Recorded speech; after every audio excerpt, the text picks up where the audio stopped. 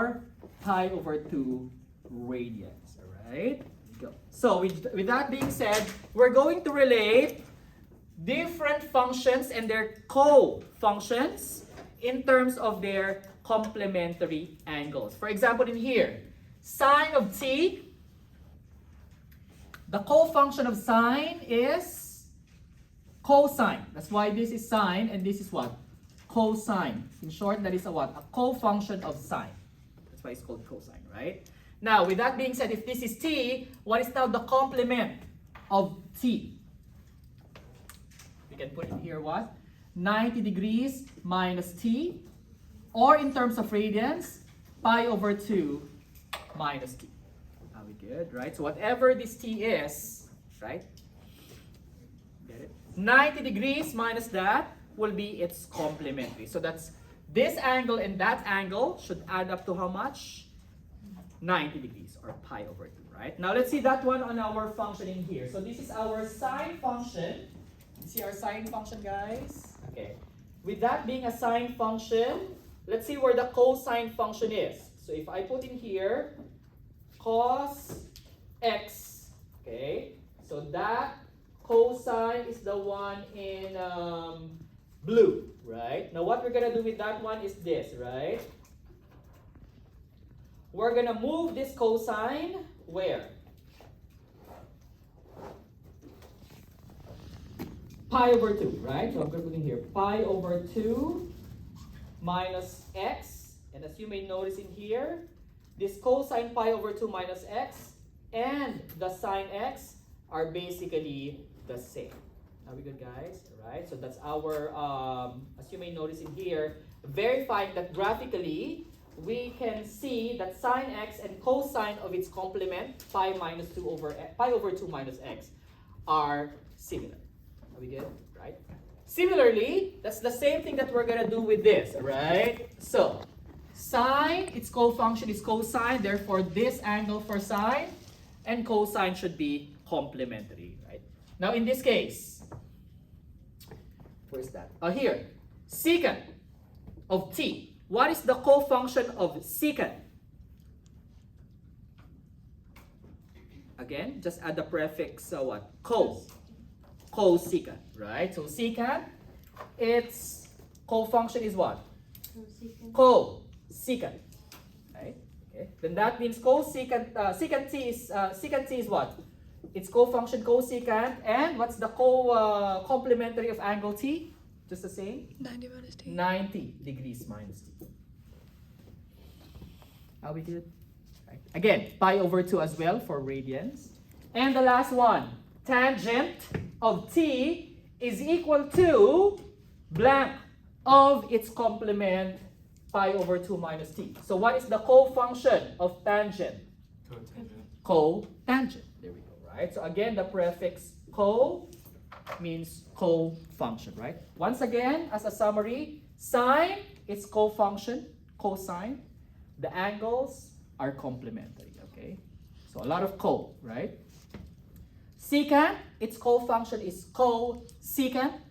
The angles should be complementary, all right? And the last one, tangent is cotangent as a co-function, and the angle should be complementary as well, all right? Well, with that being said, what is this then? If cosecant 21 degrees is this, then what is secant value? All right, what secant angle will have the same value as that cosecant 21 degrees. So again, since these are co-function, then that means these two angles must be what? Complementary as well. So in short, this will be what? 90 minus 21 degrees, right? And what is that? Calculator? 69 degrees. Bless you. And again, you can verify that one using a calculator as well, right? Again, what is the co-function of sine? Cosine. Tangent. Cotangent. So, kind of easy, right? Yeah. Secant. And the angle should be also complementary. Complementary. You got the cos, right? Yeah. And the title is what? Co-function, alright? So I guess you get the point, right? Co-complementary. Alright. Anyways, let us go to our actual right triangle trigonometry, okay? So that's a right triangle. Let's read number 14 first and see how we can answer that one, alright? Let's read this one first. Reagan, go ahead please. Yeah. Number 14. Sine B equals 1 over square root of 3. A equals 2. Find B and C. Thank you. Alright, so how to solve for this, right? So how to solve right triangle. You know what? I'm just gonna draw in here a right triangle trigonometry. Okay. Step number 1. Here it is. Step number 1. Draw. Alright, let's visualize a right triangle. Alright, good. With the following, okay? With big letters. Okay. For angles. And small letters for sides. Good. And they must also always be what? Opposite each other. Okay, once again, we draw a right triangle with big letters for angles and small letters for sides, and these corresponding letters, meaning small a and big A, are opposites. Small b and big B are opposites. Small c and big C are also opposites. Okay? So, let's use this one in here, right? So, let's draw this one first. Let's draw a right triangle. So, here it is.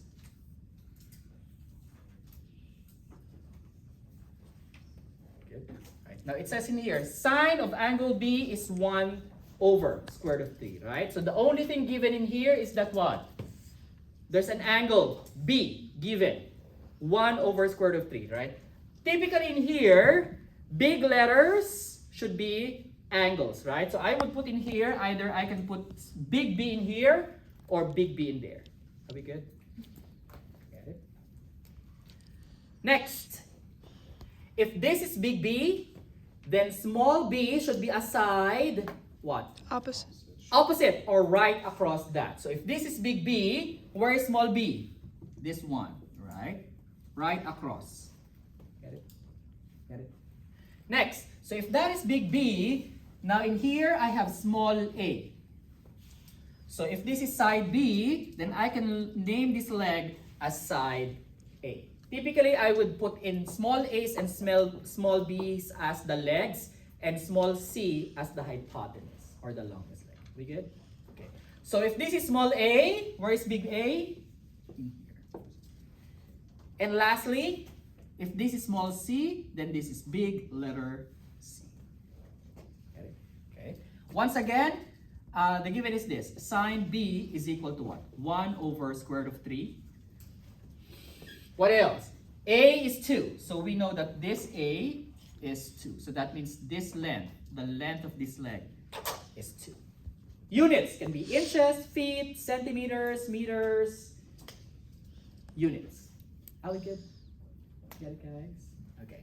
Next one. So we draw right triangle with big letters and the following. Step number 2.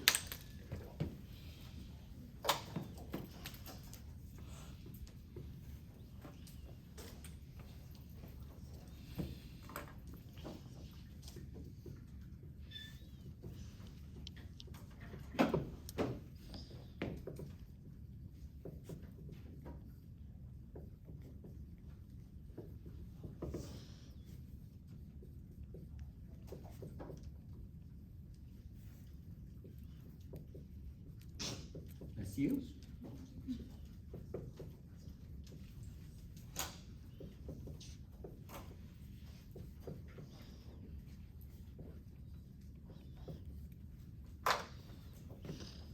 Okay, let's read this one. Step number 2. All right.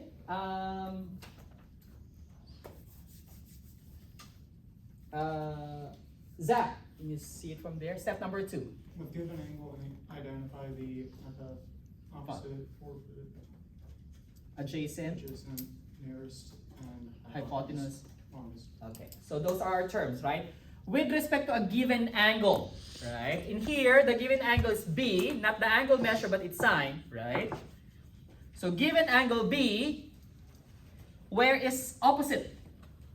Little b. The little b. Very good, right? So this is opposite. Where is, that's the farthest, right? Where is adjacent? A, right? Good. Now, yes, C is also adjacent to angle B. However, it's also the longest, right? So that means letter C in here is the hypotenuse. Are we good, guys?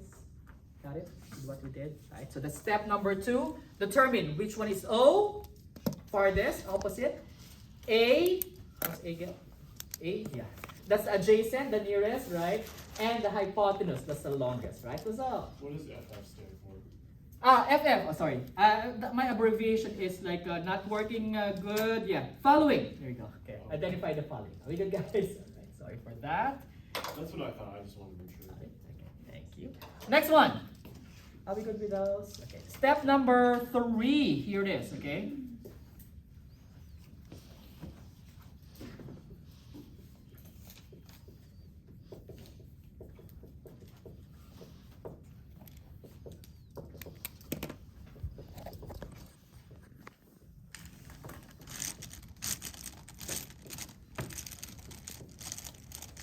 Okay, that's step number 3. Genesis, let's read that one. Use.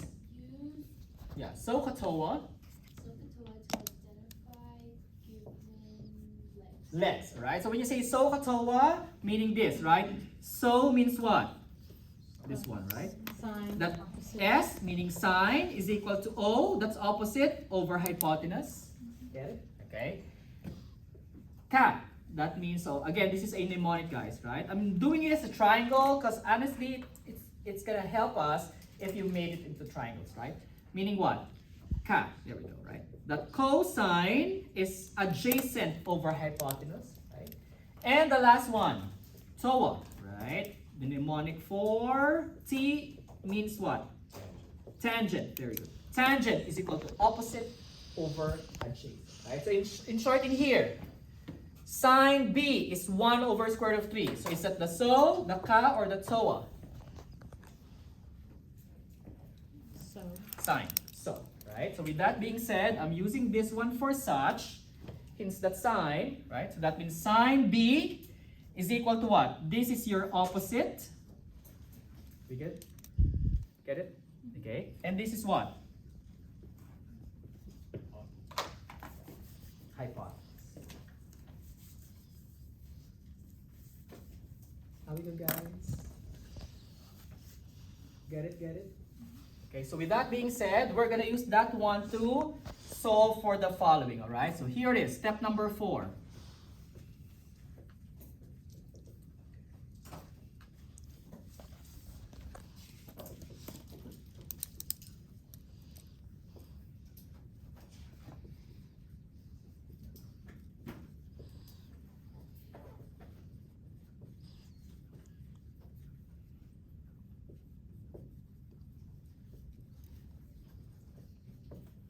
Okay, step number 4. Let's see, read that one in there. Paula, go ahead, please. Use similar triangle proportions. Right triangle proportions, Right yeah. triangle proportions to solve for other legs. Thank you, right? And when you say similar right triangle proportions, then that means what? The opposite, adjacent, and hypotenuse of this triangle and this sine should be what? In proportion, right? So with that being said, then we can say in here the following. Okay, for example, in here, we can say therefore that what? Since sine B is equal to what? 1 over square root of 3, right? Okay. Then that means this is in proportion with this right triangle having its opposite side what? B, right?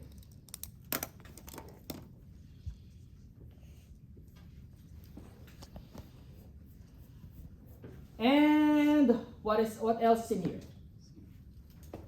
C, right? Okay.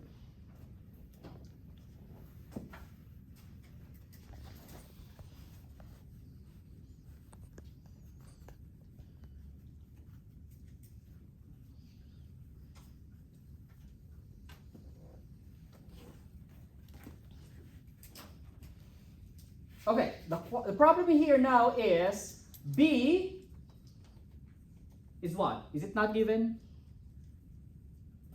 It's not given, right? C is also not given. So that means what we know is that B and C are all also in that proportion of that. That if this is 2, right? Then that means this B and C are in that proportion such that this is what? The hypotenuse is square root of 3 times the B, right? However, we cannot get that one from here. So what's the best option for us for this one? What do you think?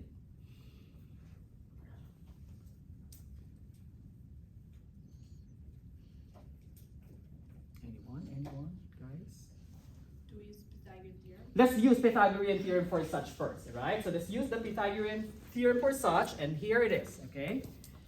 Since this sign does not involve this, then this is what we're gonna do. We're gonna use Pythagorean theorem first, telling us what? That sine squared, what's that? B plus cosine squared of B is equal to 1. Are we good? All right. So let's use this one. So that means what? This is 1 over square root of 3. We square that. Are we good? Plus cosine squared of B is equal to 1. Get it? Okay. What is this in our calculator? Anyone?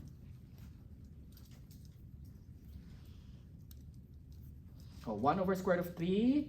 You square the whole thing. 1/3. 1/3. There we go. Right. So this is 1/3 plus cosine squared B is equal to 1. All right. Continuing. What's that gonna be? What do we do to isolate this? Subtract it on both Subtract 1/3 on both sides. Very good. Let's do that one in here. 1/3 here, 1/3 there. This is gonna cancel. Hence, we got what? Cosine squared B is equal to what? What's this then? 2/3. 2/3. There we go. You want cosine B, right? So how you get rid of the square? Square root both sides, right? So in here we're gonna do this, and we're gonna do this. Split them two as well. You good, guys? Right. So with that being said, what do we get in here now? That cosine of B is equal to what? Square root of 2 over square root of 3. Are we good? Right. Now with that, since that's cosine of B, if we're gonna use this triangle for cosine, let's color it red in here. Cosine is what's again? Adjacent over hypotenuse, right? Okay. I thought you said that not radians, but square root signs can't be in the denominator. That's correct as well, right? You want to rationalize that one again if it's needed, but that's a good analysis there, Paula, right? If this is already the final answer, then you want to rationalize this one, right? However, since we just want this to derive the leg parts, okay? For now, we do not need to rationalize yet, okay? So you only do rationalize first if it says rationalize, and second, if it's the final answer. Are we good? But once again, if it's not yet the final answer, you can go ahead and use that one for the similar triangles. We good? Right? So with that being said, what is this again? Adjacent over hypotenuse, right? And in here, what's adjacent? 2. And what's hypotenuse? C. So from there, you can use similar triangles for that, right? In fact, in here, can we solve letter C already, guys? What's the best option for this one? Let me just we'll continue that one in here. What's that gonna be, guys? Let's see.